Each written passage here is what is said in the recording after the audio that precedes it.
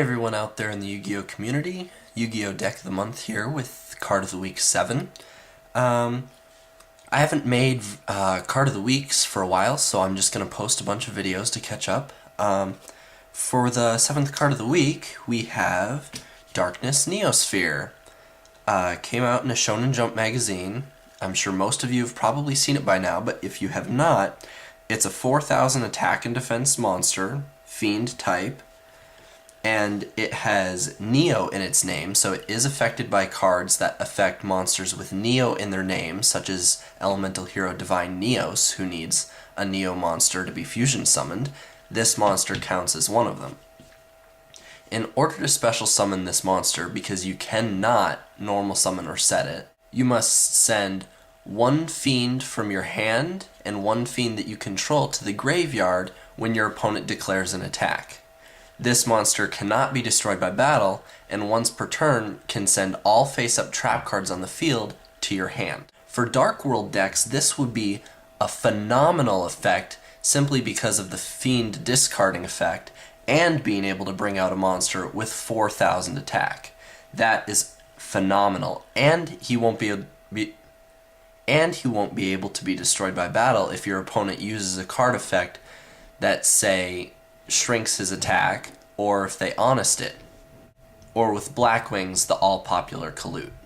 Now, for one of his abilities that people don't really pay attention to and wonder why it's even a part of his effect, is being able to send face-up trap cards back to your hand. Obviously they mean face-up continuous trap cards, because you can't send used regular trap cards back to your hand. We'll go over some of the possibilities. Possibility number 1, Call of the Haunted.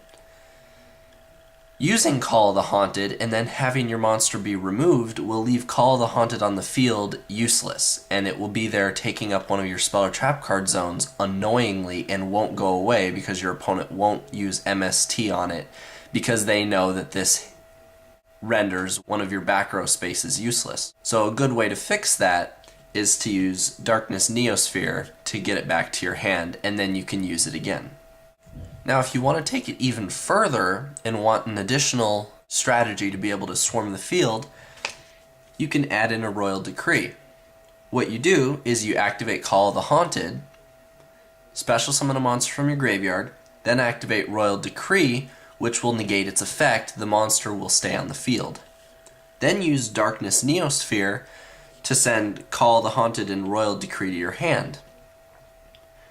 Call of the Haunted being removed from the field and sent to the hand this way would normally destroy the monster, but its effect is negated because of Royal Decree.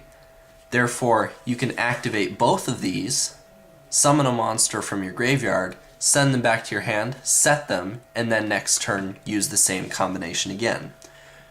This is popular in the Darkness Neosphere lockdown decks. Another great card to team up with him, a lot like Call of the Haunted, is Limit Reverse, except it limits you, as its name says, to a monster with 1,000 or less attack, but it can still be used. Another strategy people can play with is Mask of Restrict. It keeps monsters from being tributed, although if you have Darkness Neosphere present on the field, then only your opponent won't be able to tribute, because you can use his effect to simply return it to your hand during your turn, tribute your monsters, and then set it again and activate it on your opponent's turn. Depth Amulet is another nice card. Good to go with Dark World again. You discard a card when your opponent declares an attack to negate that attack, and this card is destroyed during your opponent's third end phase after activation, so once again you could keep this card going with Neosphere's effect.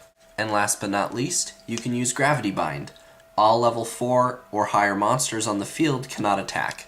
Well, Neosphere won't be able to attack, but you could simply return it to your hand, attack with Neosphere, and set it, and activate it during your opponent's turn, and it's a sufficient lockdown for your opponent so they won't be able to attack with monsters that are level 4 or higher. That has been my Card of the Week number 7, and I hope you guys enjoyed. Peace out.